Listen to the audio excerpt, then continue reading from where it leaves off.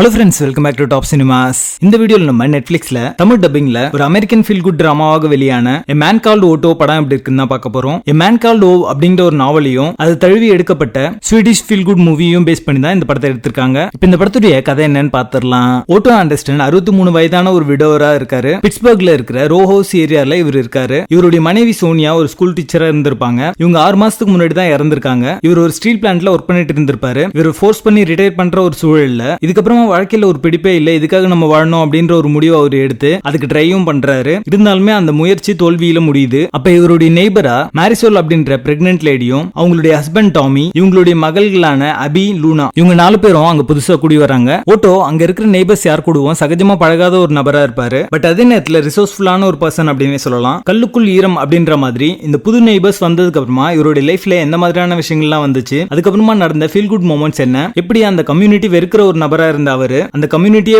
மதிக்கிற ஒரு நபரா மாறுறாரு அப்படின்றதா இந்த படத்துடைய கதையே. டாம் ஹாங்க்ஸ் என்னோட தலைவர். அவரோட படம் வருது அப்படின்னு தெரிஞ்சாலே ட்ரெய்லர் கூட பார்க்க மாட்டேன், எப்படி இருந்தாலும் அந்த படத்தை பார்த்துருவேன். சோ இந்த படமுமே பாத்தீங்கன்னா அது வரும்போதே நான் பார்த்துட்டேன். வழக்கம் போல வாழ்த்த வயதிலே வணங்குகிறோம் அப்படிங்கிற மாதிரி அவரோட பெர்ஃபார்மன்ஸ் பாத்தீங்கன்னா ஒரு பினாமினல் லெவல்ல தான் இருக்கும் எல்லா படத்துலயுமே. இந்த படத்துலயும் அதே மாதிரியான ஒரு பெர்ஃபார்மன்ஸ் தான் கொடுத்திருக்காரு. இந்த படம் பார்த்து முடிச்சதுக்கு அப்புறமா கண்டிப்பா கொஞ்ச நேரத்துக்காவது ஒரு பாசிட்டிவ் வைப் அப்படின்றது உங்களுக்கு இருக்கும். கண்டிப்பா நம்ம ஓட்டோ மாதிரியான ஒரு பர்சனா நம்ம இருக்கணும் அப்படின்ற ஒரு தாட் கண்டிப்பா உங்களுக்கு வந்து போகும். அவருடைய கேரக்டர், அவர் கடைசியா வாங்குற கார் எல்லாத்தையும் நம்மளும் பண்ணணும் அப்படின்ற ஒரு தாட்டை விட்டு போற அளவுக்கு அந்த கேரக்டர் பாத்தீங்கன்னா உங்களுக்கு ரொம்ப பிடிச்சிரும். படம் ஆரம்பிச்சதுக்கு அப்புறமா ஒரு ட்ரெயின் சீக்வன்ஸ் வரும். அந்த ட்ரெயின் சீக்வன்ஸ்ல பாத்தீங்கன்னா எல்லாரும் போன் வச்சுட்டு உட்காந்துட்டு இருக்கும்போது அவர் ஒரு விஷயம் பண்ணுவாரு. அந்த விஷயத்திலேயே பாத்தீங்கன்னா அவர் ரொம்ப நல்லாவே கனெக்ட் ஆயிடுவாரு. அதுக்கப்புறம் வர காட்சிகள் எல்லாமே அடுத்தடுத்த சீக்வன்ஸ்ல அவருடைய கேரக்டர் பாத்தீங்கன்னா நம்மளுக்கு ரொம்ப க்ளோஸ் ஆயிடும். அவர் அழுதாரு அப்படின்னா நம்மளுக்கு ஆட்டோமேட்டிக்கா கண் கலங்க ஆரம்பிச்சிரும். அந்த மாதிரியான ஒரு கேரக்டரா தான் அவர் இருப்பாரு. புது நெய்பர்ஸா வந்தவங்களுக்கு வீட்டுல ஏதாவது பிரச்சனை, பிளம்பிங், எலக்ட்ரிக் ப்ராப்ளம் அப்படின்னு இருந்துச்சு அப்படின்னா வெளியே இந்த ஆட்கள் வர வச்சுட்டு வெயிட் பண்ணிட்டு இருப்பாங்க. அந்த மாதிரியான ஒரு சூழல்ல பாத்தீங்கன்னா இவர் ஒரு ரிசோர்ஸ்ஃபுல் கை அப்படின்னு சொல்லல. இவருக்கு எல்லா விஷயமுமே தெரியும். சோ வீட்ல எந்த பிரச்சனை இருந்தாலும் அவரே சரி பண்ற ஒரு நபரா இருப்பாரு. சோ இந்த மாதிரியான காட்சிகளை